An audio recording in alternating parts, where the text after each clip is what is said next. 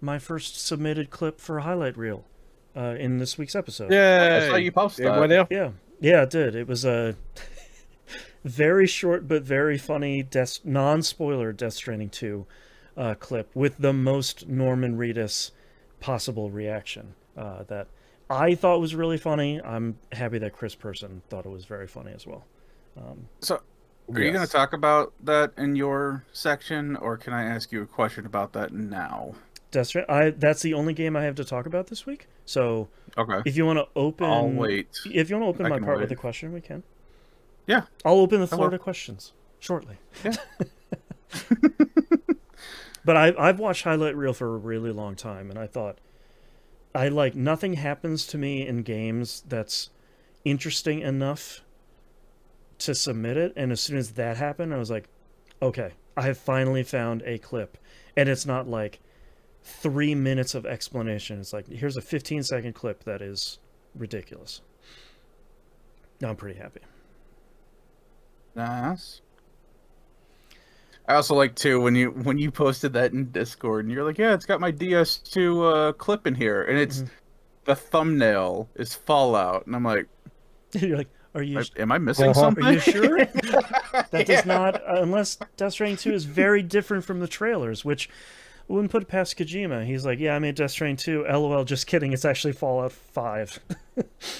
Well, if it wasn't for the fact, because I mean, I would have found it eventually, but Billsifer had also put in there, it's like a direct, hey, this is where his actually is, like a timestamp kind of thing. I'm like, oh, okay, whatever. So then I didn't have to watch everybody else's crappy stuff so I could get to the gold. That's right. Yeah, I like highlight reel a lot. Oh, man. All right. Are you guys ready to get started? Yeah. Oh, yeah, sure. Do we have to? So on and so forth, I mean, we don't etc., have etc. to. That's our episode this honestly week. Thanks, don't. everyone. See you. Yeah. Bye. This week is a Patreon-only episode. That's right. Only Exclusive. 21 minutes long. World exclusive. All right. Let's get started in 3, 2, 1. Welcome to a brand new episode of That Video Game Podcast, a.k.a. TVGP. I'm your host, Boston. Joining me, as always, is Moonpeer. Hello. And the Nymph. Hello. A very quick plug here for our Patreon page over at e1m1.cash. The ones and the numbers. $5 a month gets you everything, early access, exclusive stuff. Had a great Outcast this week. My list here is incredibly long. And then you get exclusive access to the Critical Misses production meeting, and then Wayward Sons, Supernatural TV show watchcast that Moon and Nymph are going through. All of that and more. e1m1.cash. The ones and numbers. Moon, what have you been playing this past week? Hot is what I've been playing. Hot. I'm just going to write down hot. hot. I mean, you're not wrong. I only really have 2 games to talk about. Okay. We're going to start with Despot's game because, I have an issue. Uh-huh. That issue is I need 2 achievements now. Oh, okay. What did you get? I got the veteran achievement. So I got the 100 King of the Hills achievement. Let's go. Nice. Congratulations. Right before the new season started. Yes. And I have played it since then. And the new season, you get 1 King of the Hill fight because there's only 3 people in the Master League. So it's like, okay, Oh, no. I guess it's good that I got these King of the Hill wins Yeah, beforehand because no oh kidding. boy, it would not have gone well. Gosh. Hey Boston, Oh, boy. Okay. Yeah. did you know there's a cursed mutation system in this game? Cursed mutation? Uh-huh. I remember there being something about mutations in this game, but I don't remember like any cursed. So mutations are the things you pick up on the floors, like the buffs in the buff system that it uses, where it's like, here is 3 buffs, pick one for your team. Right, like on when you, for anyone who hasn't played, like classes. usually when you beat a boss, especially, it's like, hey, here's a couple of things you can. Oh, when you choose. beat the boss, you get the buttons. The mutations You are get the the things that are just buttons. randomly dispersed Gotcha. throughout the levels. Yep, you're right. Right.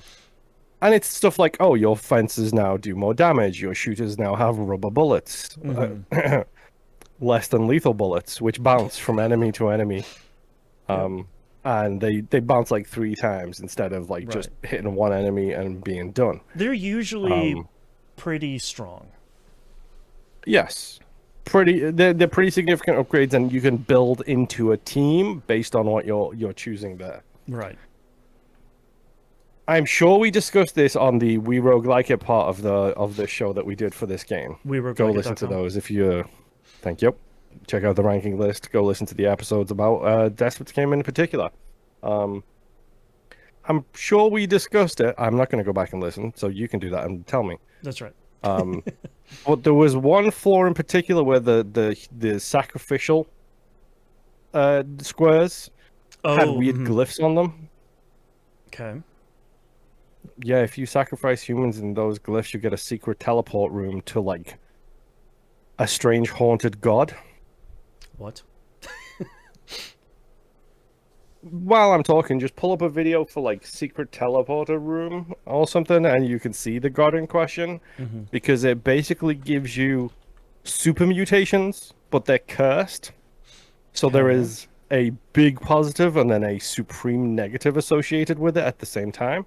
Okay. Is this the soft introduction to what is it, Lamb of God or whatever that other Cult of the Lamb? That's what it was. Cult of the Lamb. No, Cult of the Lamb's easier than this. Yeah. Cult of the Lamb is pretty easy. Yeah. Did you find a video? I think it is part of this video I have pulled up here, but you'll be shocked to know. It's the same. There's no videos about. There are not a lot of videos about Despot's game out there, except for the fine episodes of We Roguelike It we have up on our YouTube channel. Yes, exactly. You should go like and subscribe to all of those. That's right. But yeah, when you get to this like special cursed mutation room, the mutations are very powerful and will also kick you in the teeth like you would not believe. Okay. One of them, for example, is you consume 150% more food. Okay. You get 1% bonus attack for every food that you have. Wow. Okay. That's really strong. Okay. And it caps out at 200. Wow. Okay. It might be 1%, it might just be 1, but either way, if you have 200 food, you get plus 200 attack. Right. There is another one, which is that your humans have a 30% chance of doing 600 bonus damage. Okay. But all enemies get 15% bonus attack numbers every time you attack them. Jeez. Okay. Yikes. But there's mutations that give you higher percentile rolls for the abilities with percentages like that. So you can get a mutation that's like all random percentages are now increased from 15% to 30%. There's a mutation you can buy that increases that again, so you can have like a 90% chance of doing 600 damage. Gotcha. It's all coming together now. All right. And oh boy, do those things really start to add up quite significantly when you're dropping 15,000 damage in one hit as a shooter. All right, that works. But I didn't know it had the cursed floors, and it was literally just it was in regular mode. It's like floor 7. In quick mode, it's like floor 5, I think, or floor 4. That gives it to you, and it's just like, of course. Why would it have this secret thing that I haven't discovered about in all of my time of playing this game? Right. This incredibly overpowered mechanic. Yes. And on the speed mode, you get 2 mutations. Gosh. Yeah, because normally on every room on the floor, there's a little tile where you can feed your humans into it and it will turn them into food. And you need food to progress from room to room. And I did that so infrequently because if I'm just buy food. Well, yeah, and if I'm running out of food, sacrificing one human isn't going to win the run. It's usually going to be like, all right, I ran out of food, I don't have money, or I bought all the food and I just made terrible choices. Like, it's just this run is over anyway.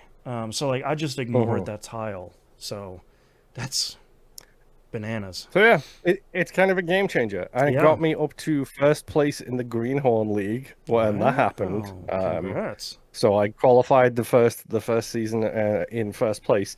Weirdly enough, I did it with a non-usual team. So I did it with tanks, healers, and throwers, which was not my usual team. Right. My usual team is tricksters, healers, and shooters. That makes sense. But the throwers have a knockback ability where when they hit somebody, it knocks them back. Ooh. And not a lot of people take the class units can't get knocked over kind of ability. Oh, So yeah, right. I was literally going in, and these super powerful teams, I was hitting them with throwers and hitting them on the floor, and then they'd just be like, "Oh no, I can't attack," and they just got wrecked. Wow. But Nice. yes, that was fun. Anyway, I got my veteran achievement for the 100 King of the Hills. Congrats. Now I need the final one. The final two achievements I have. Number one is get all of the other achievements. The other achievement I need to get, which is the key to the final achievement, which is the one that has the one on it, Ugh, barf. annoyingly, is to unlock all of the mutations. I have unlocked every single mutation except for one. Uh-oh. And to unlock that mutation, I need to kill a specific enemy Of course. 12 times. Oh my god. Or get 184 wins in brawl mode, which is impossible. I don't know. I don't know. Video I don't know games how are a I would mistake. do that. Yes. The problem with this enemy is he only spawns on the third biome, which is the later floors of the game, Okay.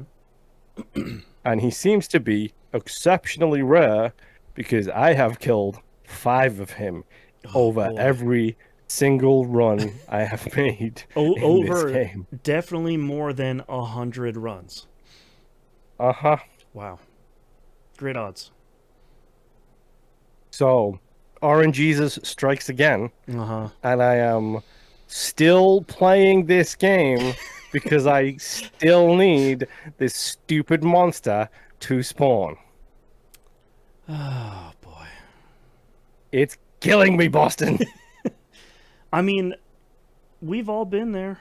There's always been this one game where it's like, cool, I'm just gonna grind Yeah, this. dude, you believe me, you play Destiny 2. You don't need to tell me you live there. I have dude. the platinum. That's in the Destiny difference. too. Like I've got Yeah, problems. I have a platinum in Destiny as well, but I don't live there like you do. Man, we'll talk about it in the releases. I haven't lived in Destiny 2 for a while. Well, sometimes it's good to take a break from something Maybe, you maybe, That's what I enjoy. keep saying. maybe your heart isn't in Destiny 2 anymore, but it lives rent free in your house and in your mind, and we all know it. That is fair. That's fair. Anyway, the only other thing I've been playing is Firebreak. I did Hey, not have time Firebreak is kind. to play it this week, Go ahead. unfortunately. Yeah, fine. So Firebreak's kind of a banger of a game. I really like playing that game. It's so stupid and so fun. I did And find my chaotic. first issue with it, though. Oh, okay. Is it having a party leader like Rob who forgets he's the party leader and then just loads the same mission 3 times in a row? No, that's a classic. It does not I have love you, cross Rob. Don't ever progression. change. It doesn't. Oh, that sucks. Interesting. Does not. Which Did you jump onto the PC, I take it? Or did Yeah, you jump 'cause onto the PlayStation? I got guilted by my kid because she was like, I want to play Minecraft with mom when you're playing with your friends with your nerd games. She didn't use those words, but you know, I could hear in her tone of voice, the judgy. Yeah, the intention was there. Right, and I was like, well, I'll just pick it up on PC. Like, I love this game. I'll toss $40 at him for the Steam version. Like, I'll definitely support Remedy. Like, that's I'm not gonna blink about supporting Remedy. And then went in there and just nothing. It started all over again. It's like, why in the year of our oldest house 2025 are we not doing cross progression on literally everything? Oh, hang on. Did you log in to your Remedy account that you used for your other console? So that way you could get your icons and your progressions. And There isn't one, which is There isn't a Remedy account, if I'm correct? yeah. There's only way you can log in is with Twitch, and I was like, well, okay. Like I logged in via Twitch, so I get the ridiculous pink, the purple outfit from like the Twitch drops. And I was like, well, can you just use that? That use literally anything. Like, No. anywho, that's my only one problem. But with how much they have patched this game to make the beginning It serves you right for being a accelerated- rich guy who can buy it on multiple platforms, is all I'm saying. Hey, I only Yeah. bought it on one platform because it's on PS Plus, and I want to support Remedy. I wanted to put my money I mean, where my true. mouth is, and support Yeah, Remedy. True. Fair enough. Especially Don't for the look game. up all the copies of East I have behind me right now. Yes. Don't look behind me. Also, Don't look at the 4 copies of Control that I bought. That's Let's just ignore that. Especially as Remedy is coming out there and be like, we know people are really frustrated about this game. We're gonna stick with it. We're in it for the long haul. And I'm like, please don't talk to those people. They're not going to come back to play your game because they spent 45 seconds and said, LOL, this game sucks, or they listened to their favorite right-wing YouTuber. Controversy tuber. Yeah, and said like, oh my god, you don't even play as Jesse, which is a disappointment, even though I, as a right-wing YouTuber, hate women. It's not even a real Control game. She has facial fuzz. Come on. That's right. How could they? But it is nice to see Remedy is saying like, hey, we're going to stick with this game, which I would hope they would, because it is a really great game, and it's a hell of a lot of fun. Yeah, we had a fair bit of fun with it. So I've been playing it with Rob because trying to find time for me to sit down, let alone me to rally the troops, is tough. Right. The past couple of weeks, you gentlemen are partially, partly why. The other reason's work. It's like I'm doing 80 hours a week. It's a little bit ridiculous, but it is what it is. Mm-hmm. But like trying to find the time to sit down is just like, yeah, whatever. We'll just, we jumped in, we played a couple of rounds. We did the pink goo map. Oh, that's a wild map. I don't like that map as much as the others, I think. The debuff from the pink goo feels too punitive. Like, it feels super overpowered. Yeah, like because if you get melee attacked, you get killed instantly. Yeah, it's like I'm okay if I would take a little bit more damage, but the amount of extra damage you take is way too much. Did you notice, by the way, Boston, that if you hit the elevator button, it actually comes down faster? I did. Sometimes I'm on elevator duty of like boop boop boop boop boop boop boop boop boop boop boop, and watching the number tick down as fast as I can hit my tiny little buttons. It also makes weird sense that in a Remedy game in the oldest house, that pressing the button faster makes it go faster. Yep. Does it do it the just same makes thing perfect for like sense. the closed door button, where if you hurry up and keep tapping it, does it close the doors I don't faster think for it- you? No, because it's a lever, and then if you pull the lever again, it okay. just opens the door. Oh, Because I was thinking that would be hilarious if it was, you tap it faster to get it to come down, and then you tap it faster to get the doors to close, like everyone does in real life. right. No, it's just a lever, and if you accidentally hit it twice, it literally just opens the doors again, which is hilarious to me. Yep. It's just like it starts the closing process, and then you hit the lever, and it just opens them again. It's like, why did I hit that button? Because I'm stupid. And I'm really happy that Remedy.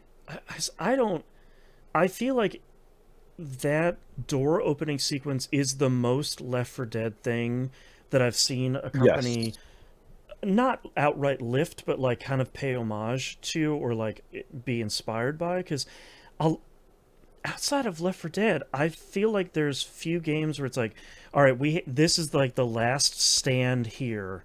We're almost it's at literally the exit. it's the entire mode. It's horde mode. Right. That's the only thing that comes close to it, and that is a little bit redundant because that's the whole point of it. It's not like you said, it's not like it's literally called the last stand, I believe, in Left 4 Dead. I think it is. Like, yeah. it's not that mode anymore. It's just a different mode. Right. But I mean, like it feels good though. Yeah, when you're down on health and ammo, and you just want to take all the cool stuff you've gotten and get the hell out, like having to do, especially on the higher difficulties, when the number of like seconds you have left for the elevator to get there just keeps 340, climbing and I think. climbing and climbing. You're like, 100, 200, 300. Oh my god! Like we're totally screwed. Like that's really good. And like the difficulty ramps seem relatable. Like they seem acceptable. Like we finished all the levels on normal, so now we're going through it on hard. We had randos join in. Okay. This is just the stupidest thing ever. We had one rando join in, and we've got our thing turned to the mutations show up, like the The cursed anomalies. objects. Yes. Yeah. So they show up all the time. Essentially, you got one in each zone, and we had this one guy who was so obsessed with getting through the level as fast as he could that he spawned, like, we couldn't find the second anomaly, and we were trying to find it, and he opened the door to the third zone, and the third anomaly kicked in. Oh no. So we had, I think it was abnormal gravity was the thing we had, which isn't too bad. Sure. But then he gave us no, it wasn't abnormal gravity. It was negative shields. So we didn't that have one's shields. really rough. Yep. But then when he opened the third door, the third anomaly was fast enemies. Oh, holy hell. What have you So done? we have no shields, fast enemies, and like 5 pool noodle boys sprinting at us. And it was just like, ah, boy. Thanks, buddy. it got to the point where Rob kicked him because it was just like, dude, Yeah. why? Like, just you literally messed this up so bad that you're just gonna get kicked now because you it was such a hassle to get through. We did it. We did do it. We Nice. managed to get it all taken care of. Where it was one of those things. It's like, dude, why? Why would you do that? This is period. And this isn't the game to sprint through. Like, this is the game to clear everything out and like open all the safe rooms and everything before you move on to the next. Like, you need to keep because that's moving. all upgrade material. Yep. And like it always has a sprinkler. It always has a sink. Like, it always has the stuff you need to keep you running. And ammo, thankfully, like it's got all the stuff you need. Like, I mean, there's nothing like a slurp on the tap water, is all I'm going to say. Yeah, As somebody exactly. who grew up in the tap water generation, like, that's fine. Yeah. Stick your mouth under that thing and turn it on full blast, you know? just point the hose right at your face. Mm-hmm. Yep. Become that dog from that meme. The hoggle bloggle bloggle dog. Yeah, the hargle bargle meme. Yep. Yep.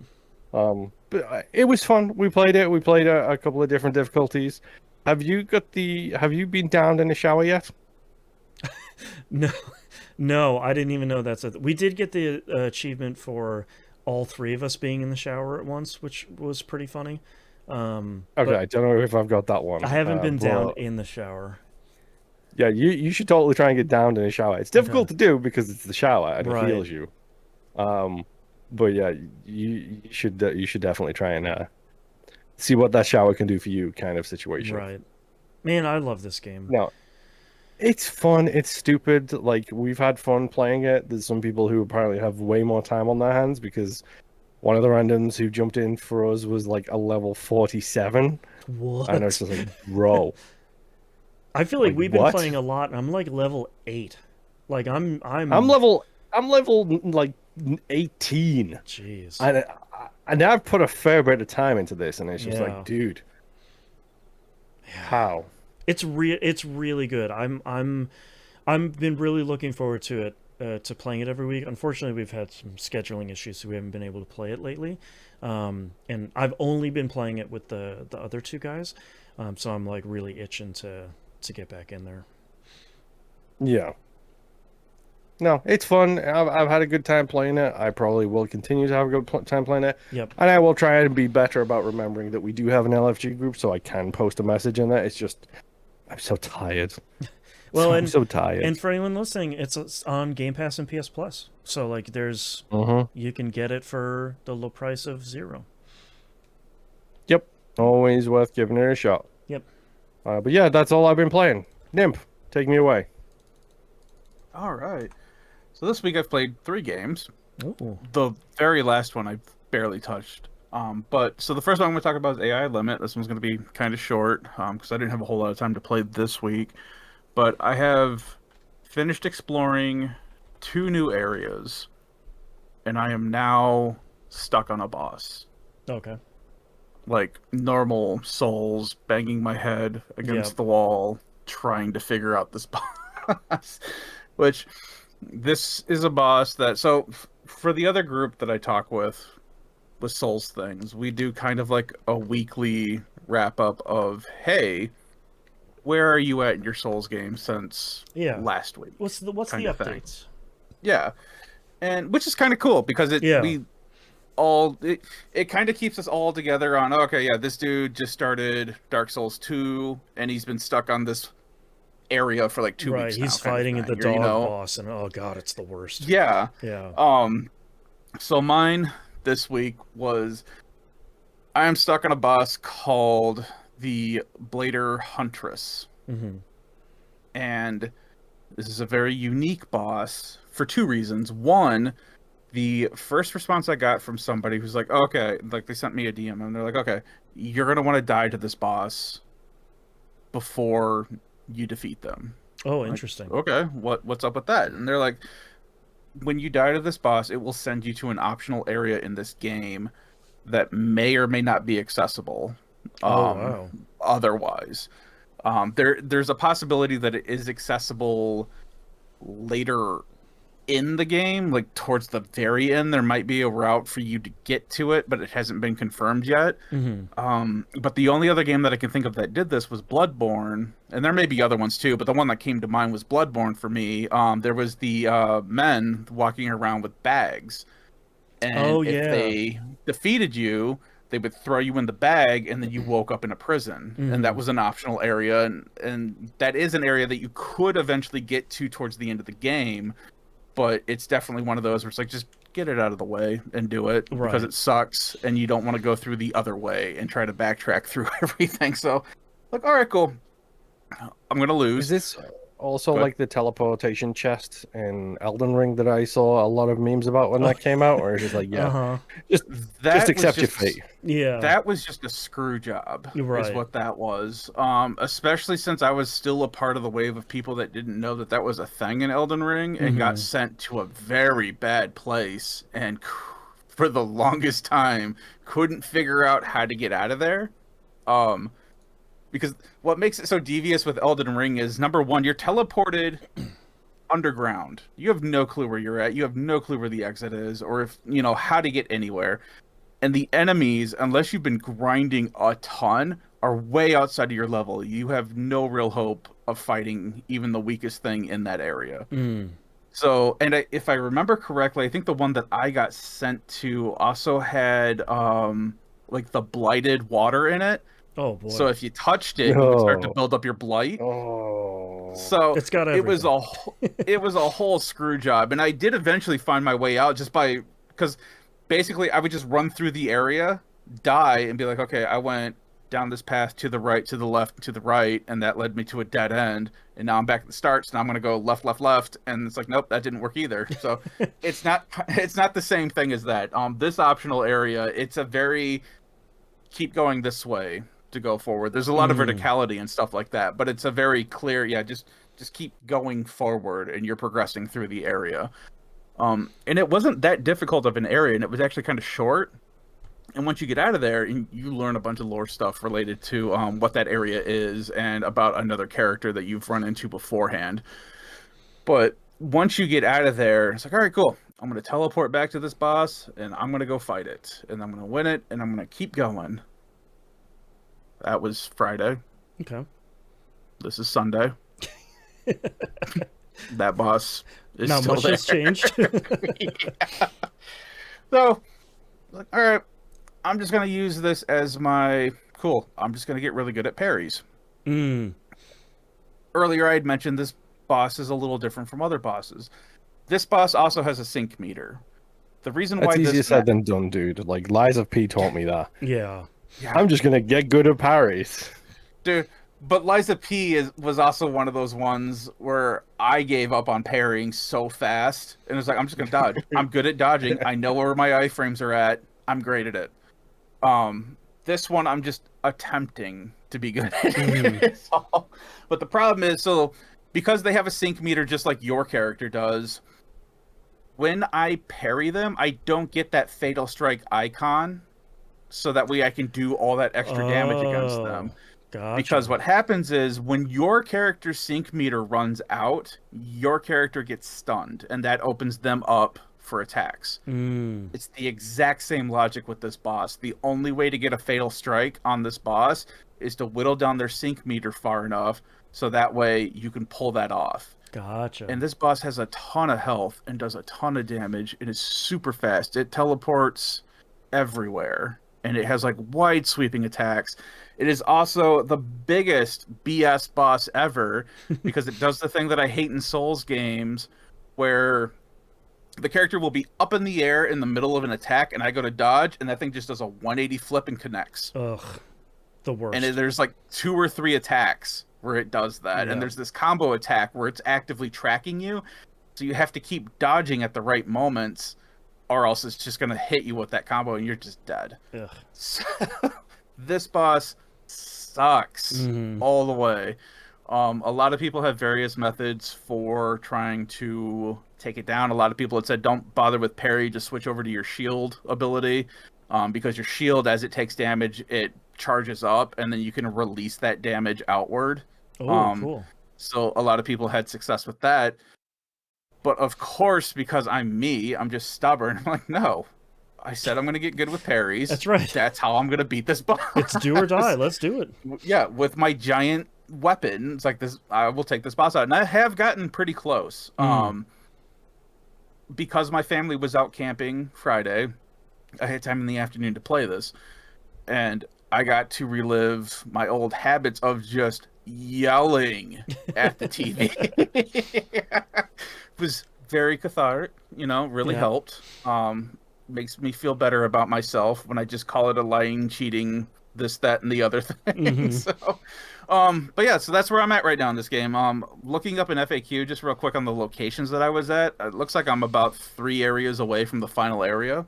Okay. So I'm not too far away from beating this game. Nice. I'm just gonna keep chugging away at it. I'm gonna take the slow approach and I'm gonna get this boss, and I'll do it on my own terms. And hopefully, I have a good grip on a controller that I don't flick it across the room when I do. But yeah, so that's it for AI Limit. Still a great game. Still really enjoying it. The next game I have to play with my son, Division 2. He just hit level 39, and I am almost level 39. Okay. So we're almost to 40. Yeah. Which I told him too, because the dual pack for if you're listening to this on Monday the 14th when this releases, the dual pack for New York and Brooklyn is on sale for $20 right now until the 16th. Wow, that's so cheap. Yeah.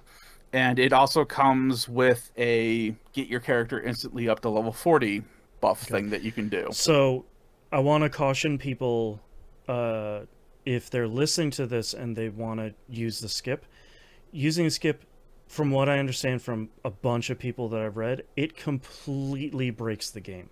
And not like, oh, you just missed a story. Like, you do miss a story. Also, you miss, like, every side mission, unlocking a bunch of skills. Like, it just completely screws up the entire thing. So just play through the game. This isn't me being like elitist of like, you should actually play the game, you're cheating yourself out of the, like, no, I don't care how you play it, but you're going to break the game if you use this like level 40 and that was thing. Kind of my point of wanting to bring this up too. Is like, because if you thought all the things that I told you about last time when we hit level 30 that the game barfed at us sounded like a lot, imagine getting the tutorial stuff, the level 30 stuff, and the level 40 stuff all at once available. And not having a clue. The roguelike mode is available. Skills! Yep. I'm just like, please stop, please. So we're going to try... The goal is to try to get to level 40 before that sale ends so that we can buy the DLC for this game as well. And then I already have a second character built. That one will get bumped straight to 40. That's just kind of my screw-off character for whenever I want to play and not really be doing real stuff with the missions and everything. But so what we've been trying to do recently is we've just been going back through and doing control points and some of the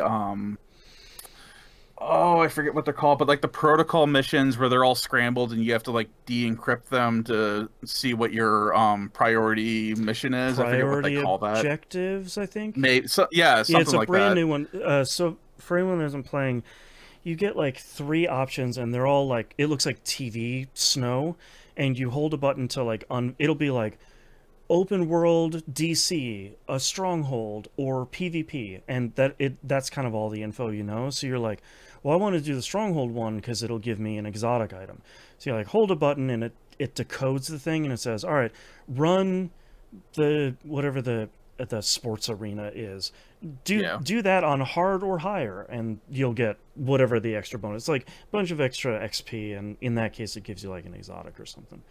Yeah, one of them. We did one with the stadium, and then I picked one for the mission, and the mission one was just like, I just beat the mission on whatever level, level of difficulty you want, and you'll get extra experience and all that stuff. It's like, all right, cool. That's not bad. So we did that. We did attempt the roguelike thing. Descent? Because Is that what's called? Yes. Yeah. Yep. Because we have a project currently for taking out the Nemesis. Yes, I think there's a weekly project that refreshes of like take out the Nemesis, which is supposed to be the boss of that mode. I haven't gotten close to it. Did they do a different crossover with Resident Evil that I didn't know about? I haven't fought the Nemesis, so I think it's just an agent. I don't think it's the Nemesis. So, we haven't either. So what did you play the Descent mode? I've played it a couple times, but solo, which is very difficult. Yeah, even with two of us, it was kind of difficult as we were getting through, and we were picking like easy. So how this breaks down is you basically show up and you have nothing, and at the start of every round you go to a terminal and it's like, hey, you have these 3 skills that you can pick from. They're either an offensive, defensive, or a skill base. It's your normal core stuff of whatever. Like red, blue, yellow. Yeah, that you can pick from. You do that, and at the start it tells you, hey, you can grab one of these 3 weapons as well. So you pick whichever one, is gemming with you at that point in time. I had a marksman rifle because it was either that, a shotgun, or like some real crappy other thing. So like a terrible SMG. Marksman. Yeah. Yep. And then you have your sidearm, and then that's it. Oh, and then we got to pick a skill. We both ended up picking like the revive thing that you just drop down. That's lucky. I've never gotten the revive on there. It helped a couple of times. The one I get the most is the chemical launcher, where it shoots that like big purple cloud that does like a little bit of damage. It's like, come on, man. Oh, okay.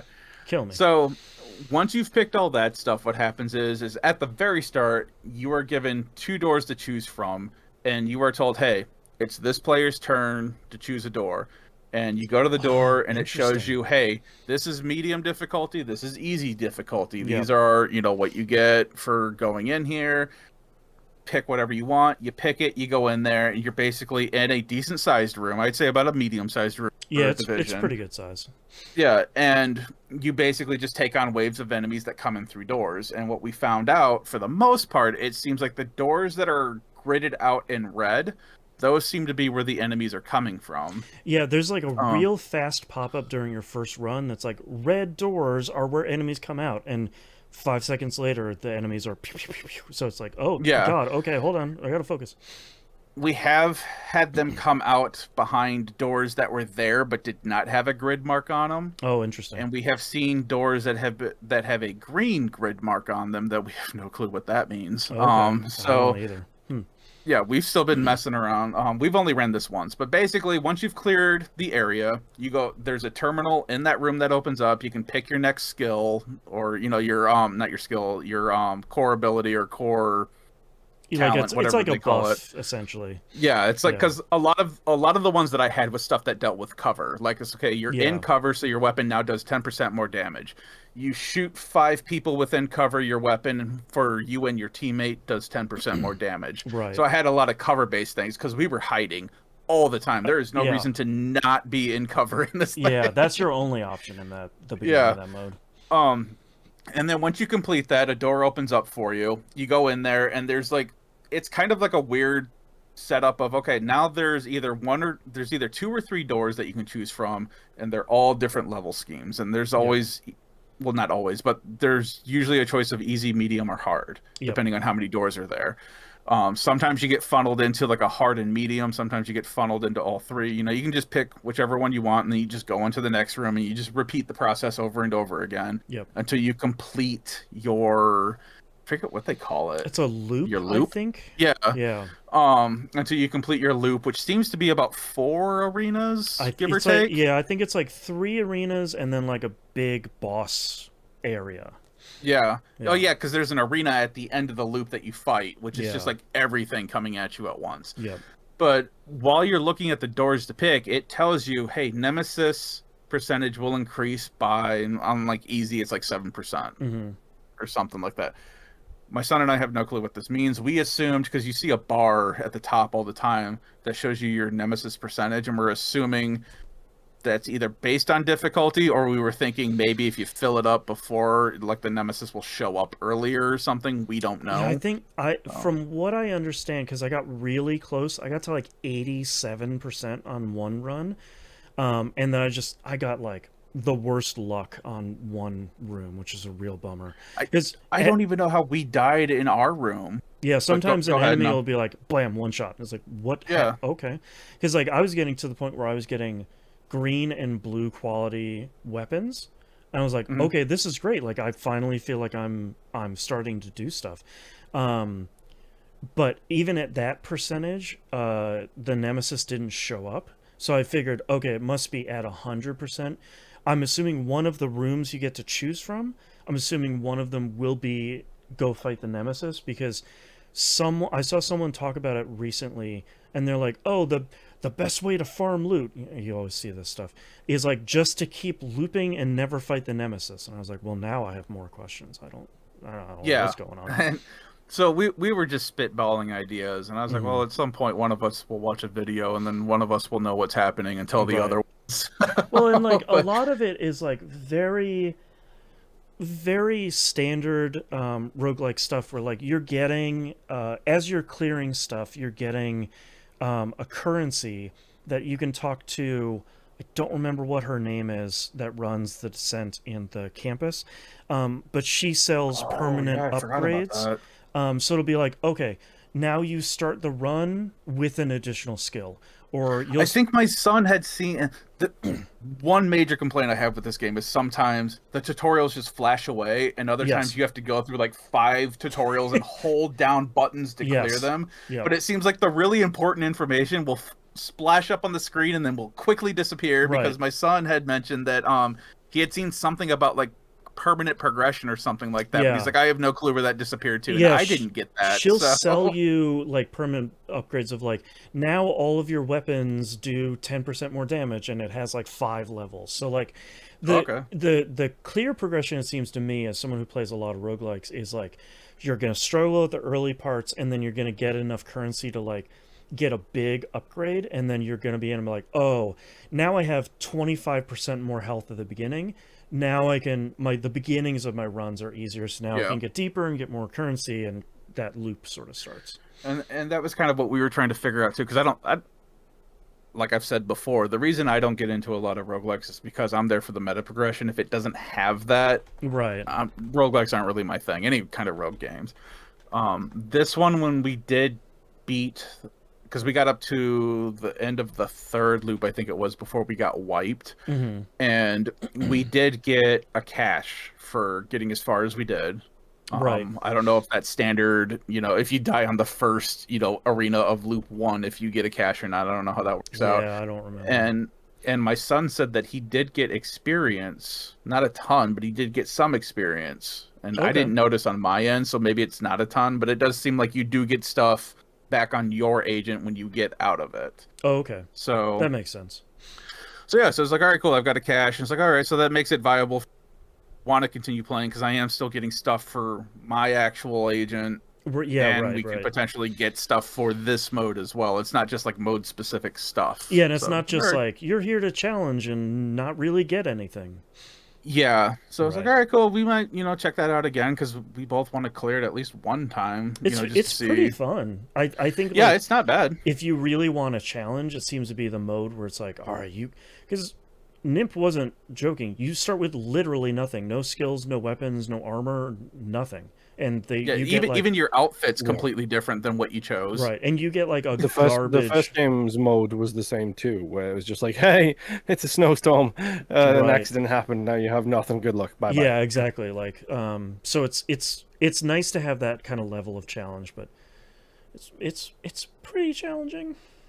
Yeah, it's super challenging. Yeah. So, but outside of that, we just went through. We've just been trying to grind. We were doing a couple strongholds and stuff. We don't have plans for the Dark Zone yet. We are both call. super curious and super want to do it. Yeah. However, I keep telling my son, it's like, let's just wait until we hit 40, see what else opens up. Did you just break your arm? You really need to get to 40 because there's like 1 to 39. Moon's mic arm apparently just decided to give up the ghost here. There's a Dark Zone. There's 2 like versions of the Dark Zone, 1 to 39 and then level 40. So like, yeah. I personally don't think it's super worth it until you get to 40, but that also means that like all of the players are going to be there at 40, so as long as you go in there knowing you're going to run into some toxicity and you might leave there without any gear, then you'll be fine. Yeah, and that's the experience that we've been thinking about too. It's like, yeah, maybe when we get a little better. There's also some hubbub about, well, if you play the games in that 1 to 30 before hitting the 40 section, you know, exotics are supposed to drop more. Oh, jeez. It 100% sounds like the thing that's scribbled on a bathroom wall in high school of, you know, hey, did you Pokemon Red Blue by like blah, I started blah, blah. I started a new agent and exotics were dropping like crazy. It's like, maybe probably not.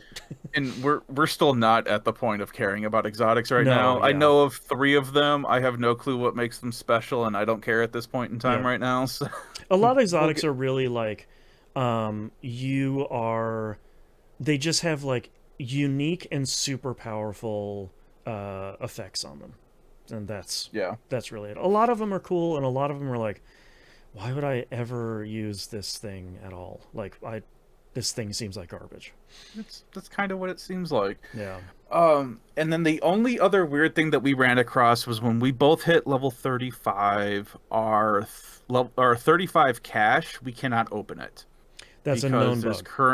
There's currently a glitch where when you try to open it, it tells you to unequip an exotic. Right. And we don't have exotics. And my understanding is you can equip more than one exotic anyway. Right. But I was looking at their bug tracker the other day. There's a patch coming out on the 15th, on Tuesday. I think it might be slated for that, so you might want to try when you hop on Tuesday. Well, I'm saying at this point, it's like the gear's going to be level 35 anyways. Yeah, true. All right, fine, whatever. But it was just a weird thing because we were both sitting there going, well, wait, we don't have exotics. And we thought maybe it was like the class item, like the grenade launcher that you get. Right. The specialty weapon. Right. So, and we're like, well, we can't unequip that now because we equipped it. I can't do what you need me to do? Yeah. Yeah. But yeah, and then looking into it, it's like, it's a known glitch. It's been known. I think reports of it just started like this past June or something like that. It sounds like. I think so when it's a fairly new one launched, I think that's when it started running into issues. Yeah. But whatever, it's still a solid game. We're still finding weird ways to have fun with it, and dumb kooky encounters of one of us pushing too far forward or both of us pushing too far forward thinking the other one was behind us, in the back holding it down. It's like, no, we're both dead right next to each other now. Cool. Yeah. So, still a ton of fun. It's great. Can't wait to play the DLC. So yeah. My last game that I have barely any time in is I did pick up Death Stranding 2. Oh, nice. My PlayStation is currently in rest mode in the middle of the conversation with Fragile. That's how far I am right now. So you're like right at the beginning. Yeah, well, because idiot me was like, this isn't an RPG. I should be able to, get to a save point within an hour. No. Kojima said, no thank you.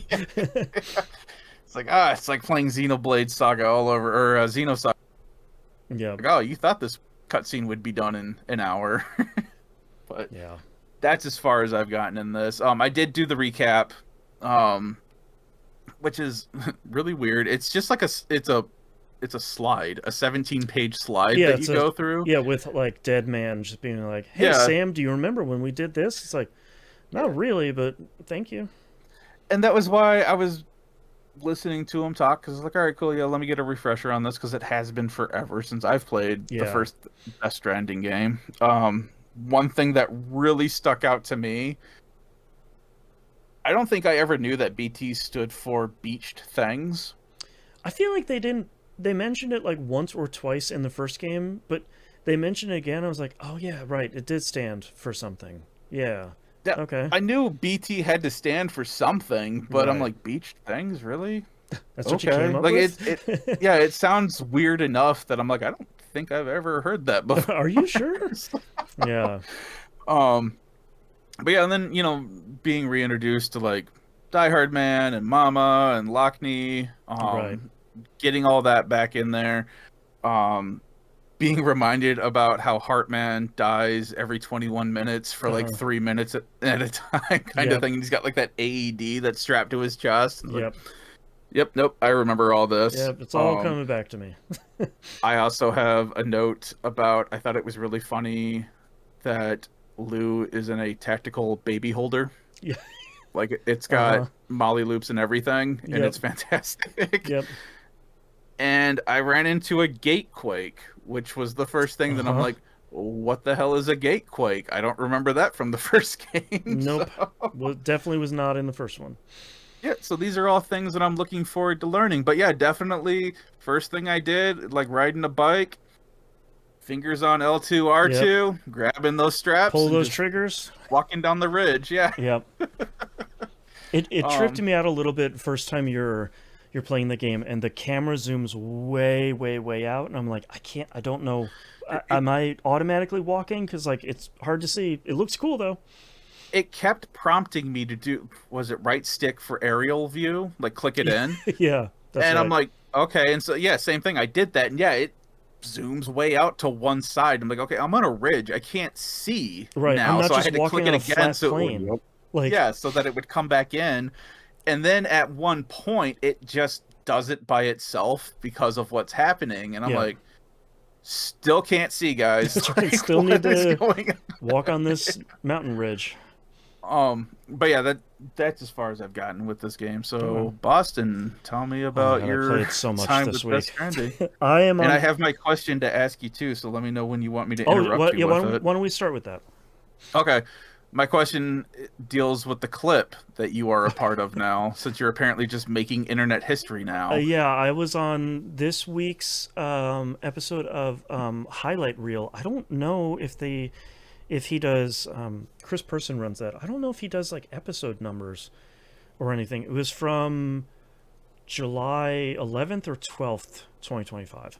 I think my clip is at 8 minutes and 20 seconds, if I remember correctly. In the description, it'll have my name there. It just says Janston. He also has chapter markers on it too. And my clip is like, I don't know, 10 seconds long.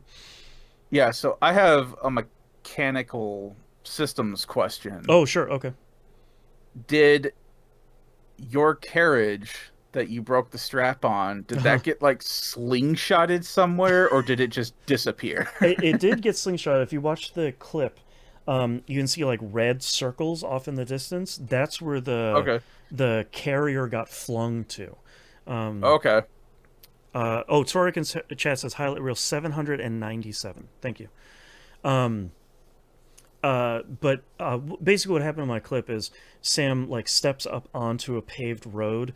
The carrier gets caught on the road at a weird angle, starts swinging itself wildly around Sam, and then flings itself off in the distance. And Sam, in the most Norman Reedus non-expressive way, goes, the wire snapped. And of course died laughing when that happened to me. I was like, okay, I gotta send this off into the show, because this is, the timing on this is too perfect of this bug happening and then just it freaking out. But yeah, thankfully, shockingly, after that cargo getting flung around wildly and getting thrown a considerable distance from me, wasn't damaged at all. So MVP, the cargo carrier. It's always got what you need. I am now on chapter 10 of the game. I this is not a spoiler. The same thing happened in the first game, but the one of the characters is like, Sam, we have the final knot to connect. This is gonna be your hardest trip yet. Here's your next job. Something totally messed up. And I was like, okay, I need to work on my infrastructure a little bit, because I'm assuming this is going to be the one where like they take away mechanics and like the delivery is going to be super difficult before this last one. Also, it's a Kojima game, and I played every second of the first game. They're telling me this is the end. I probably have 20 hours left, and like 15 of that is cutscenes. So like, It's the end of part 1. yeah, exactly. Like I'm no fool. Like I know what's coming for me. I have seen some incredibly cool cutscenes. One of which was really cool, and I haven't seen that character again, which that character does some amazing stuff and then just leaves, and I'm like, I want to see more of them. Are they and I haven't seen them again yet. I'm like, come on, Kojima, you're holding out the good stuff here. The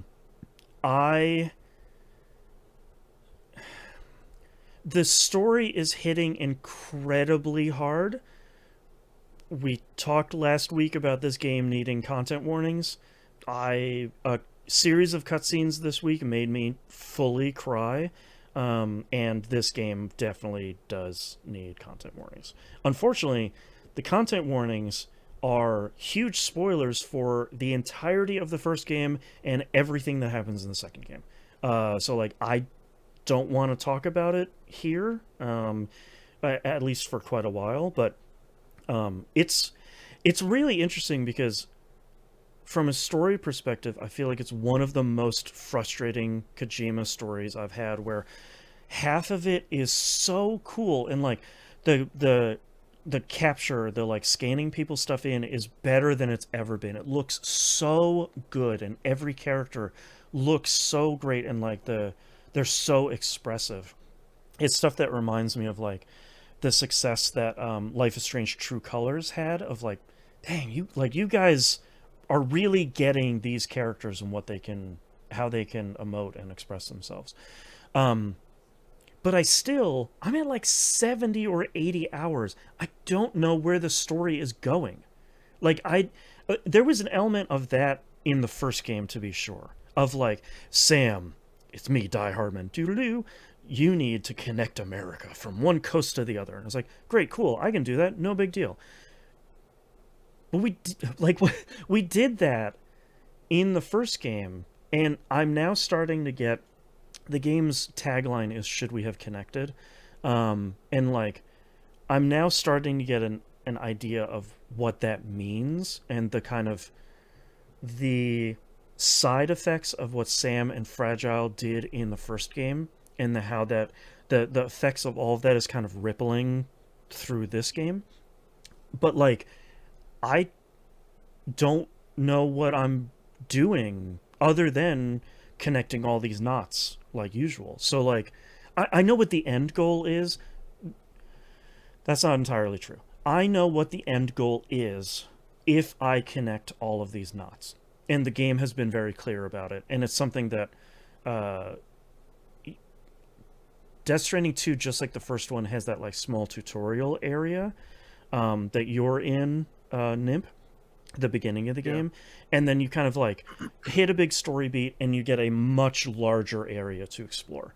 So like, I know what I'm connecting all of these knots to do, but I know what that's going to do for humanity, but I still kind of, there's all these loose threads and there's all this story stuff. I'm like, what am I doing here? Like, what's happening here in the story overall? And I know I'll get a giant cutscene at the end that ties it all together, hopefully successfully. Death Stranding 1 ending is maybe not the most successful, but I'm gonna keep on keeping on, to use the game's parlance. But there's been a lot of frustration of me being like, yeah, this is all really good. Like, I'm having a blast playing it, but like, just like this point of the first one, it's like, cool, I am connecting more and more difficult knots for what? Like, what is the, like, am I being purposely kept in the dark? I'm not entirely sure, but it's Yeah, and interesting. the intro had an interesting like tie together between the first and second game where they're talking about how like Bridges no longer exists anymore Right, as a government entity. It's now a private entity, right. It's and I a was APAC. very no. I was very tickled to find out that they're called. Oh, I'm sorry. Oh, Yes, the government entity is APAC, right. but very tickled to find out that Fragile's new business was called Drawbridge. Uh-huh. And I'm like, oh, so this is what we're doing. We're just Yep. doing bridge types now. Uh-huh. Yeah, we just got a different type of rich. Yep. I do have to say the one thing that I'm really, really impressed by is um, the number of improvements and upgrades to. There's a lot of new stuff in this game, some of which I really don't want to spoil because the number of times where I'm like, oh my, wait, hold on, is that okay? Incredibly cool. Like I don't want to take that away from anybody, but Yeah.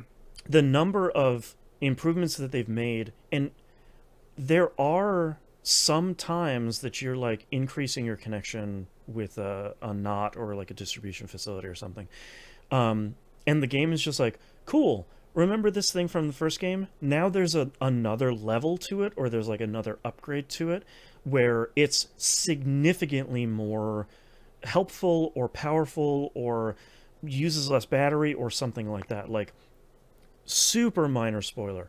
But the roads you can build, just like in the first game, there's now a level 2 to the roads that has like a cover on it to protect you from timefall, and it lets you drive faster on it. And I was like, Okay.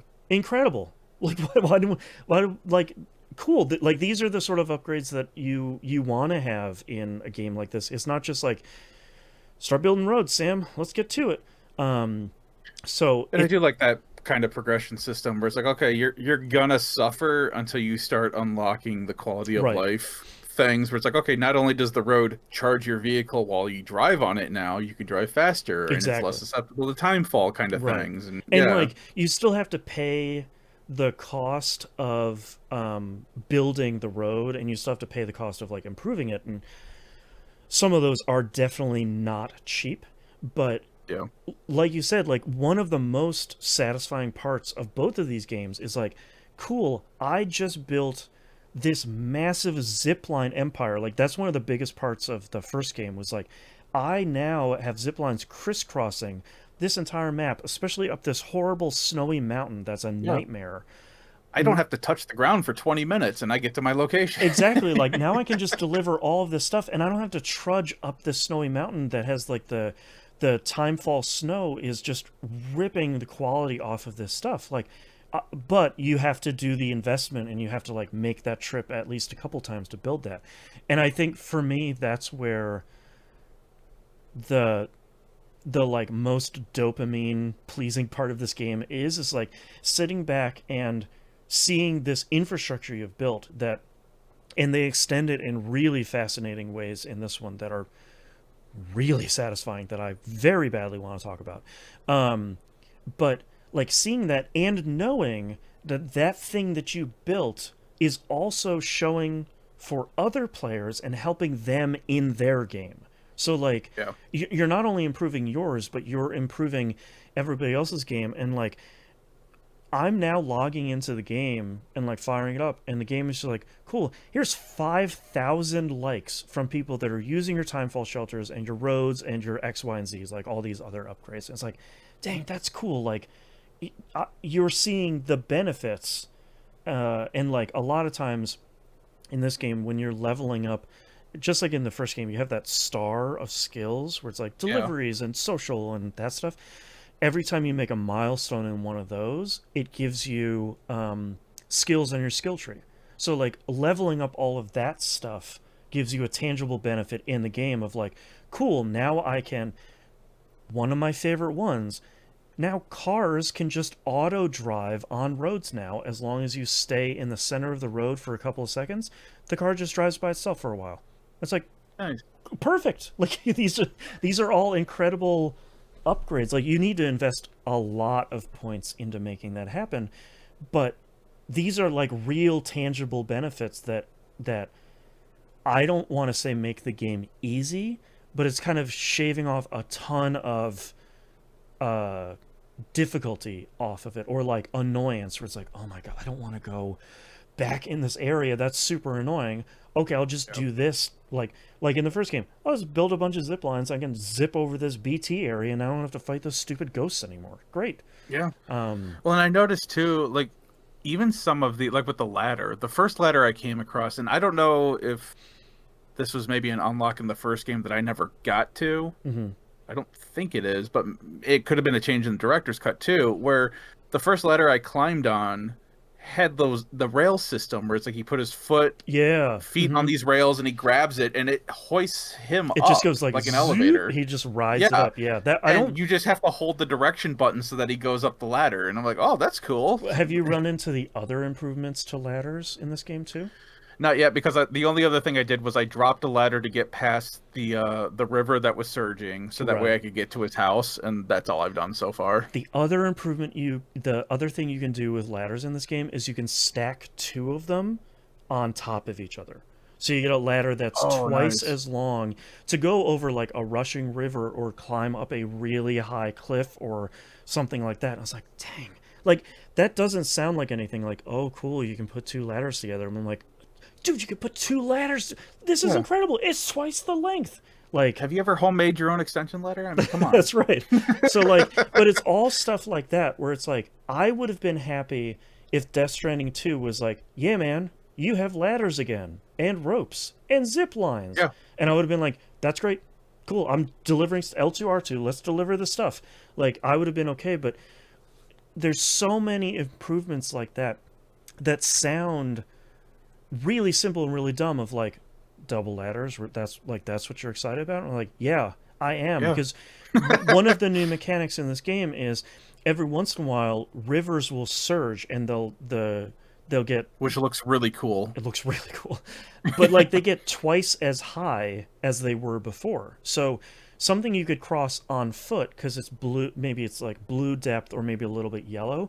That river. Oh my god, I forgot about that. Right. That river's completely red now, so you and your cargo are going to immediately wash away. But now the river is too wide for you to cross in just one ladder. So you have to, I usually, still even this late in the game, where I'm building other stuff, I'm carrying two ladders with me, because I never know if I'm trying to avoid a BT area, I can get across this river, but only if I have two ladders to do it. Yeah. And like, that's the thing that I like so much about this game is like all of the things, there's so many new things in this game. And there's so many new mechanics, but anything they're carrying over from the first one is significantly improved, and almost, unless it's just like a ladder, that it still works like a ladder. Like the climbing rope, that still works like a climbing rope. There's actually a really funny like optional person you run into pretty early in the second area that is very happy. This is a super minor spoiler, but they're very happy about all these things they've invented for you. And the very first one they give you is like, no one has seen this before. This is a unique invention. They give you the otter hood from the first game. And same is basically like, yeah, so I actually up at the UCA sort of had an otter hood. And they're like, okay, next star, something totally new. And they do that for a couple of times where Sam's like, oh boy, that's like a UCA classic, man. I'm sorry, that's had that before. So there's kind of a funny interaction where like if you're just getting stuff from the first game, it's sort of like, yeah, boy, yeah, we kind of already had that. Sorry, man. But go ahead. I was just gonna say I'm just super excited because I loved being a Pathfinder basically, and just making something work that seems like you're getting away with something you shouldn't be able to do. Like it's you talking about the snowy mountain area, Yeah. and at least in the first game for me, that was the one where it's like I did so much dumb crap that I probably wasted so much time in those mountains to get around, the snow, to get around the BTs that were located there, strategically located there to be a pain. And it felt like this award-winning achievement that I got doing it. And that was also around the time that zip lines were unlocked, and that was when my map updated. And that was you're when like, the zip lines everywhere. And You I'm like, geniuses, you put them all in the best places. And like, and I'm like, there's something to be said too. Like I just got through a bunch of areas in this game that felt very similar to the snowy mountain in the first game, where it's like I had a couple of deliveries where like I made it to the delivery and I'm like, okay, are you ready to connect to the chiral network? And they're like, no, I sort of need you to do this other thing first. And I'm like, cool, I have like half a sliver of stamina left, and like thankfully I always bring 3 pairs of shoes with me every time, so like I've already switched out a pair of shoes to begin with, but like I can't do another one. And the game is like, well, you sort of have to, man. And like there's something so good about like balancing the drink that the stamina drink from your the canteen. You're like balancing it of like, okay, I'm gonna dip in this river for a little bit to refill my canteen. Okay, that'll get me a little bit faster. Okay, I got the thing. I'm gonna go to this other place, and like you're stumbling through like the entrance to the next shelter and being like, thanks, I finally did it, and the restrictions placed on me on the game have been eased, and I'm like, thank you. Like, oh my god, thanks. Like, so much better now. And that feels great. Like you said, like, being a Pathfinder, it's like, perfect. Like, I did this incredibly impossible job, and now, because of the upgrades I got, or because of it being on the chiral network, now there's just a bridge over that, like, swelled river. I could just walk over that now. There's this improvement. Someone left a car outside of this place that I'm on. I can just, of course, give a bunch of likes before we hop in the car, and then hop in the car and use that to go back to whatever knot you were working on. Like that, both sides of that coin feels really great. Like the struggle, and then the quick release valve of just like, oh, I don't have to do that again, because I'm gonna have to come back to this person a whole bunch of times to like get their 5 stars.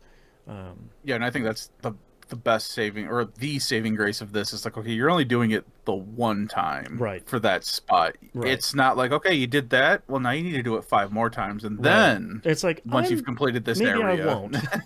And like, I do have to say, I'm really impressed by the normal difficulty. I'm playing it on normal. They have like, I think it's 5 difficulties. Story is the lowest difficulty, which is basically like, you just want to experience the story. You're just going to cruise right through this thing. And it's like easy, normal, hard, and I don't remember what the highest. It was like an extreme or something. Yeah, like I think that. it was extreme, which is basbasically like, bro, don't do this. This difficulty is not for anyone. Timefall all the time. Right, exactly. Like, I've been really happy with the normal difficulty, because I feel like I am struggling, and if I run into a BT area or like a human area that I'm not prepared for, the game is going to punish me. Like, if I'm moving too fast, or I'm trying to play too fast and loose with the game, it's not going to let me do that. It's going to punish me, and that feels really good. That was kind of the thing that I liked and hated about it in the first game, where it's like, okay, I feel like I'm prepared to finally walk, get through this BT area. Yeah. And then, it's like, okay, and now I'm going slow because I don't want to bump into anything by accident. Oh, crap, this thing knows I'm here now. Now I have to move. You see and now I'm starting to stumble. Coming. Yeah. Yep. And it's like you're trying to rush through to get to higher ground to get out of there, but it's like you're still trying to be careful. God, I hated and liked those moments at the same time. And there's actually a really great improvement they made on this. I think there was an option for this in the director's cut of the first one, but I think the default setting was different, but in this game it only gives you the animation of the Odra deck, that the flappy hand thing that everybody has seen, of it freaking out that there are enemies near, only the first time you run into a new enemy. So like it doesn't do that super long, like zooming in, blinking animation every time you run into a BT. The Odra deck comes out, the music changes, and it's like, look, there's BTs here. Like, you know how to deal with this because you've been playing this game for long enough that something is up here. And I appreciate those kind of quality of life things of like, yeah, it's a BT place, it's raining, it's red, it's got that spooky music. You know what that means. Let's get through it. So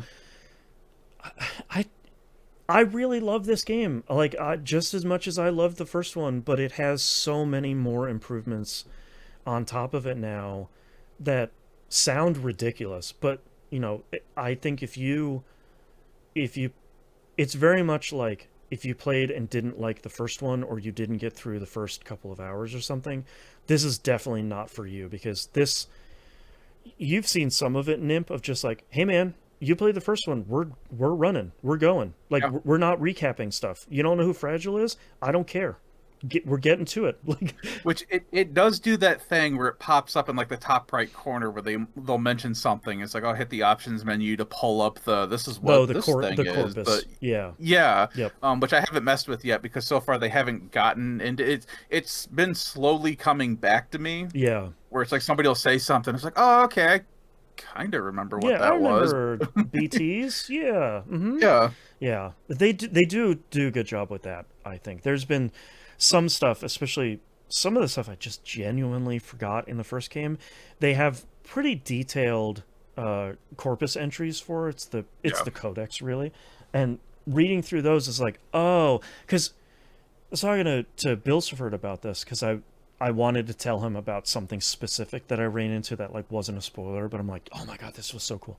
But I don't want to go on the internet to say like, oh yeah, what was this thing in Death Stranding? Because I know the thing I'll run into is someone being like, anyways, here's a giant spoiler for Death Stranding 2 that deals with it also. It's like, what is wrong with you? Please,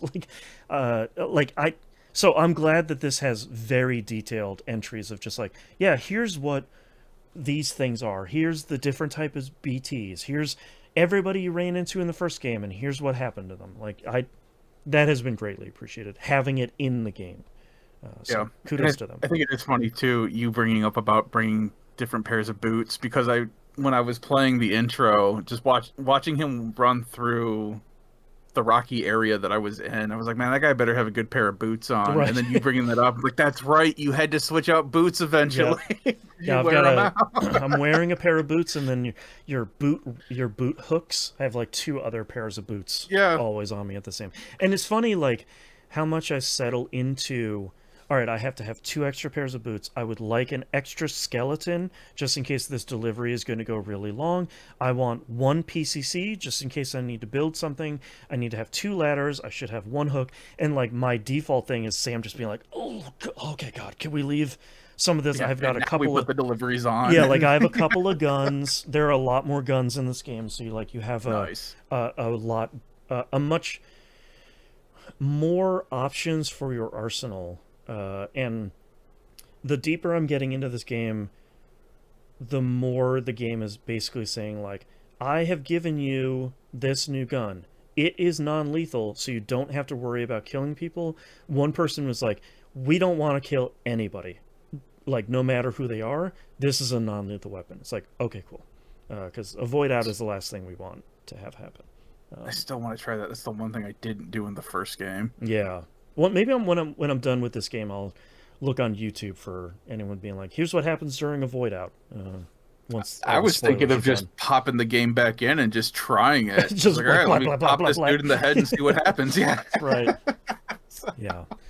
But I'm really enjoying it. I'm making a real push to finish the story, because I really do want to see where it goes, and I am trying to on social media that much.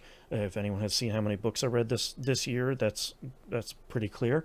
But I'm really trying to make sure that I don't get anything accidentally spoiled for me. So like, I do really want to push through the story, and then at the end, like once everything is over, then I can restore every road, restore every of the X, Y, and Z, like get 5 stars with everybody, do all the like side quest stuff, because there's a bunch of there's a ton of hidden trophies that I still don't know anything about, but there's a bunch of trophies at the bottom that aren't hidden, of like solve the mystery of X, Y, and Z, defeat the boss at this place, get to this incredibly difficult place. So like there's still plenty of stuff for me to do, of like, okay, I'm gonna go make it to this part of the map that has a trophy, of like get to the center of this thing, and if there's a trophy for it, it's going to be impossibly difficult. So there's Isn't there a trophy in the first game for like getting to the tallest point in the game or something like that? I think there was, because wasn't it higher than the highest Mountain shelter? or something? Climb to the highest peak of that mountain or something. It was something weird. Something like that, yeah. Anyways, I need to stop talking about Death Stranding 2. I'm having a blast with it. I'm really hoping to kind of put a bow on the story this week, and then kind of get to the delivery stuff that is a little bit more kid friendly. Yeah, that was the reason why I kind of decided to pick it up now, because Ghost of Yotai is supposed to come out, or Yotai is supposed to come out October, I think it's 2nd. So Okay. I'm like, crap, if I do Death Stranding now, that Right. might give me enough time to be ready probably. for that to come out. Yeah. So Yeah. those are the 2 games I wanted to play this year, because Right. they're ending up in the game, and game of the year stuff. Right. I just have no clue how they're going to fight each other and figure out where they're going to Right. sit. They'll Finally. be in the list somewhere. Just Yeah. yeah. All right, that's all I'm playing this week. Let's take a break. Speaking of Game of the Year list, I need to make sure that Death Stranding 2 is in here. Death Stranding 2, on the beach. And I do So, think like, it's...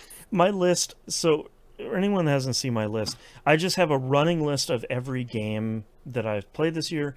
When I finish them, or when I like consider myself done with them in a positive way, I'll bold them.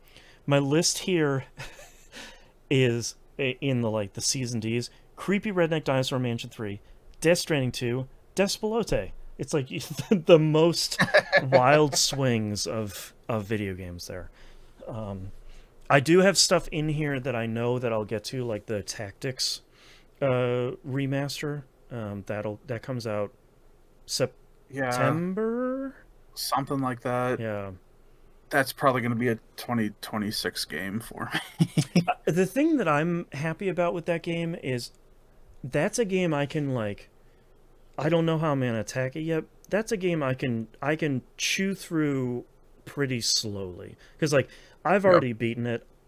I really doubt there's going to be anything wild in the slightly changed script for this one. So I'm not too worried about I'm worried about Death Stranding 2 spoilers. I'm not really worried about Final Fantasy Tactics spoilers. Yeah, no, we already know Right. what's gonna happen. And if the story is massively changed, I'm sure that'll be the first thing of boy, they really changed this thing, huh? And could you imagine if they did like a Final Fantasy VII remake with the story? Oh, that would be wild. Because that'd be crazy. Because people have already been upset at Matsuno, because he said to remind people, Matsuno didn't work on the remake at all. I guess Square has been talking to him a little about some stuff, but he basically said the script changes that they have done have been to make sure that the script makes sense when it's voice acted, as opposed to when you're just reading it. And I was like, oh, well, that makes sense, because this make one sure has... the inflection and tone is correct. Yeah, and it kind of flows, but everyone's like, they changed the masterpiece. It's bro, just breathe. It hasn't come out yet. Don't, I always tell my kid, don't borrow trouble. You haven't played it. You've seen a 30-second teaser from Square. Just take a breath. It'll be fine. The original version is still in there. You're fine. You're fine. I promise. Yep. All right, are you guys ready to wrap this thing up? Yes, sir. Sure. All right. Let's get started in 3, 2, 1. Let's talk releases for the week of July 14th, 2025. Destiny 2, The Edge of Fate comes out on PS4, PS5, Xbox One, Series consoles, and PC. Yes, it is coming out on last-gen consoles. No, I do not know why. This seems like it would have been the great part to drop those consoles, but The that's PlayStation 4 audience is too big, dude. yeah, like it's... I don't blame them. Like the PS4 and the Xbox One eventually got to a point where it's very, very, the install base is really big, but that's rough. Man, I don't know.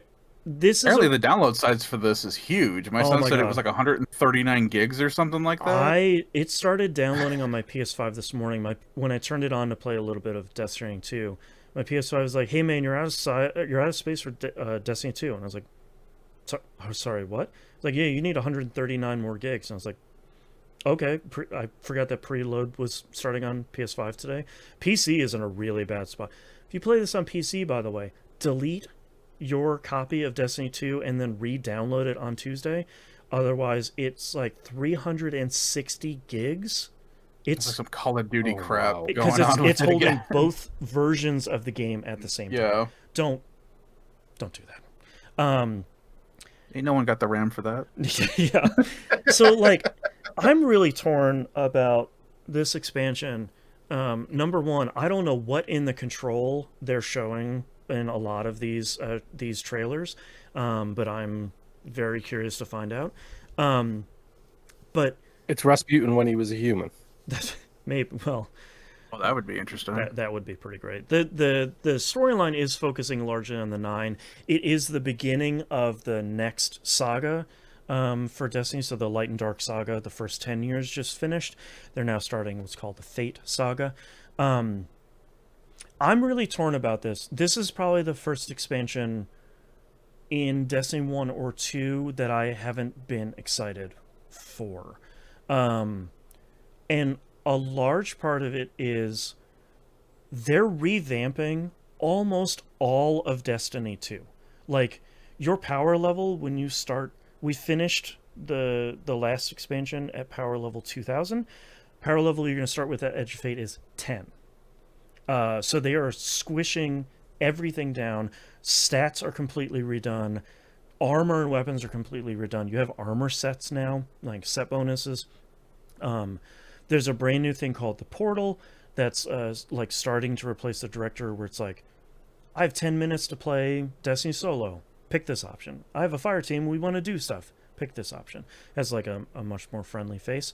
And they're like redoing a significant amount of Destiny from kind of the ground level. But all of that stuff is free for everybody. So all of these improvements are for anybody that owns Destiny. And the amount of stuff they've shown with Edge of Fate has been like, yeah, we have a new planet, Kepler, and you can turn into Samus's little ball, but it's electricity, and you can go through and everything else. Don't worry about it. It's like, yeah, but I kind of want to know anything else about it, because I feel like I don't. Like, I'm buying it because I enjoy playing Destiny 2, so I'm obviously going to check it out, but it's not one of those things of like, oh my god, I'm counting down the days until it comes out. What time does it launch? That sort of thing. Which is kind of a bummer that this is the first one where it's sort of like, okay, like that's fine. But that's okay. Like there needs to be some sort of ebb and flow to this stuff. There needs to be. I'm playing a lot of other games, like other D games, like The Division 2 and Death Stranding 2. So how many D games can you play at once? We'll find out. But yeah, apparently we got a couple people in the community hook, line, and sinker for checking out Division 2 again. it's in a great spot. My friends list is ridiculous. Like, even people who I know don't listen to the show are playing Division 2, and it's just like, what's going on? It's in a Why? really great spot. Like and it's one of those things where like you play other live service games and you're like, okay, you play Division 2 and it's like, I don't know, this feels pretty good. Like I feel like you still need to grind a little bit, but I definitely feel like my time is being respected more than a lot of these other games. So Yeah. yeah, so I'll be talking about Destiny 2 next week in some fashion.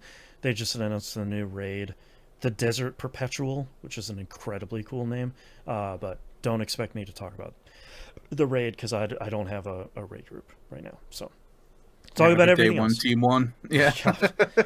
Yeah, there's so much. Those guys are crazy. The people who do that stuff all the time. The day one raiders are bananas of just like, well, it took us 36 hours. We've been awake the entire time.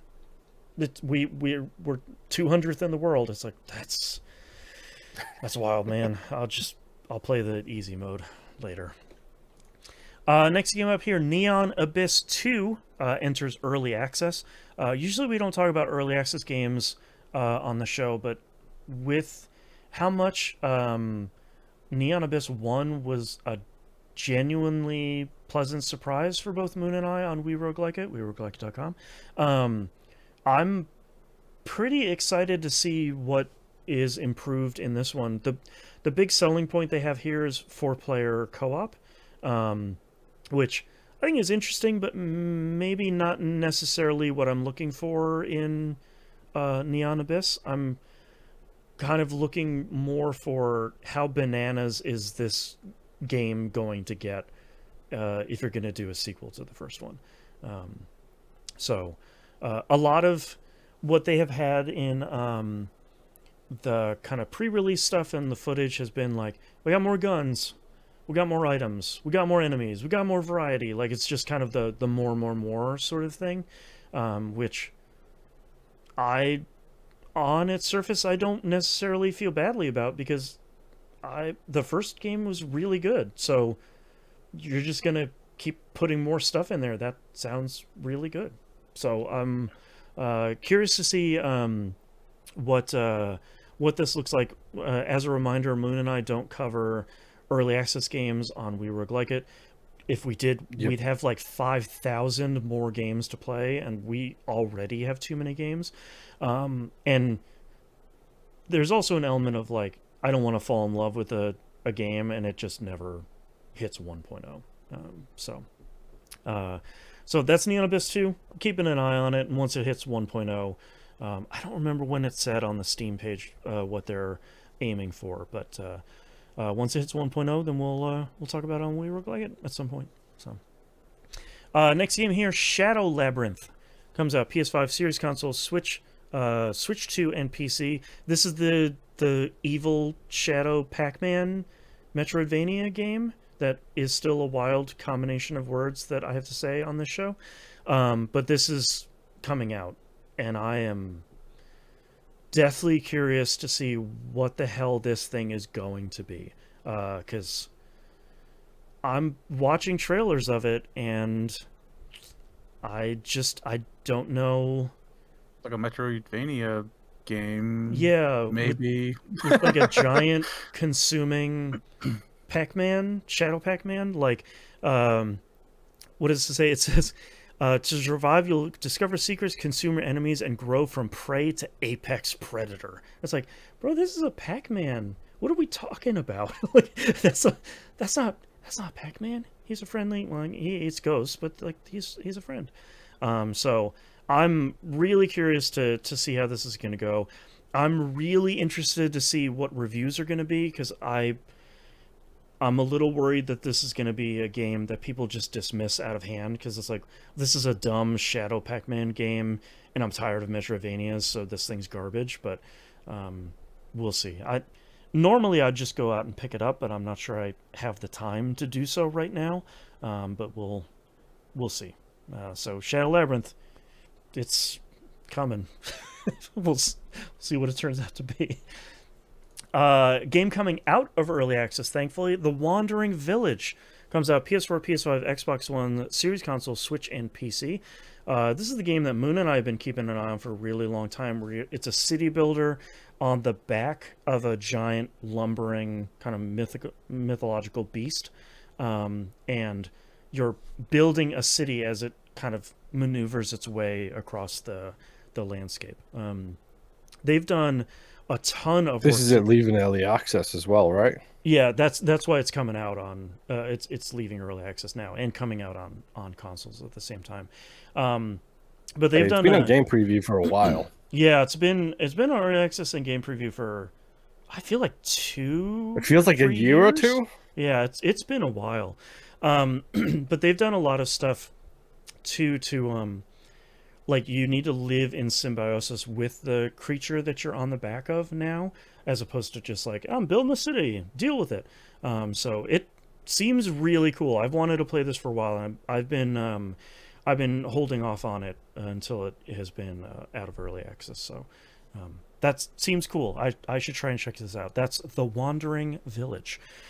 Next up, Bridge Constructor Studio comes out on, oh boy, PS4, PS5, Xbox One, Series Console, Switch, PC, Mac OS, Linux, iOS, and Android. It also comes out on VR platforms. I kind of can't tell which ones based on the listings. There is a Quest 3 exclusive mode, an MR mode, mixed reality mode, where you can play it in VR and then turn the pass-through cameras on, and you can see your creation in wherever you are, like in the real world. That's kind of neat. I like that. But if you've seen Bridge Constructor games before, it's more of that. I was expecting to see some more features here because of the studio name, but it just looks like they made another one, and there's just a bunch of levels in it and stuff. So that these games are cool. So I'm happy to see them build more of them. And last but not least here, Donkey Kong Bonanza comes out on Switch 2. I keep misspelling the name of this game because it's not Bonanza with an O. It's Bonanza with an A, like a banana. So thanks for that, Nintendo. People seem... Hey, it's just good marketing. Yeah, I can't blame them. People seem really, really excited about this game. I've seen some people saying that this reminds them of Hulk Ultimate Destruction, where it's just kind of like you're just this big dude don't say breaking that, stuff up with his dude. fists. The other thing I've seen too is the number of people that are upset about the Donkey Kong lore and why is Pauline a baby? It's like, if you are seriously uttering the words Donkey Kong lore, I need you to find a different hobby in your life, because that's literally nobody cares. That timeline's more messed up than the Zelda timeline. Yeah, like if you care about any of these timelines, you need to not. As someone who's a fan of Destiny lore, I'm telling you from brother to Let me brother. tell you about the Golden Age. Yeah, exactly. So this looks really cool. I think it's I like the super exaggerated kind of cartoony style they're going with here, especially with Donkey Kong. I like this kind of semi-open world thing they're going. It's a ton of destruction. You are just like bashing through walls and cliff sides and like dig-dugging your way through the ground. Like I think this looks like a blast. So everything I've seen from a preview standpoint has been pretty positive. And I don't think reviews are out quite yet. If they are, I haven't seen any yet. But I'm just waiting for him to go to New Donk City and break a car in half and then use them as knuckle dusters. yeah, exactly. Maybe that'll be the post game. I mean, it's right in the name, New Donk City. Yeah. I think this looks incredibly cool, and I'm really excited to see what this turns out to be in the end once people really get their hands on it. So, but that's all of our releases this week, and we don't have any news stories because I don't know what's happening with the Subnautica 2 news story yet. It keeps flip-flopping, and there's a lot to break down there, and we'll wait for the lawsuit to be filed before we talk about that. Anyways, if you'd like to visit us, you can do so at tvgp.tv. Everywhere to find and follow us is on the right-hand side of the page there. Don't forget to join our Discord server, discord.tvgp.tv. We have an incredible community. We were talking about the LFG channel before. If you want to find a bunch of stuff to play with people, the Final Fantasy V Forge Out Fiesta is still clipping away there. Destiny 2 channel might spring back to life on Tuesday. It might just be me playing it. I'm not entirely sure. I'm holding it down there either way. Speaking of Destiny 2, one more plug for my fundraiser that runs until the 29th. I got the date wrong last week over at DestinyEmblemCollector.com. Don't forget our Patreon over at e1m1.cash. The ones that have The $5 a month tier is a recommended one that gets you everything. Anything above and beyond that is for your rich friends only. If you can't support us financially, totally understand. Go like, comment, subscribe over on the YouTube channel. Everything that hits the public feed has a video version of it as well there. You get to see us. You get to see the trailers and gameplay of games we're talking about. All of that good stuff.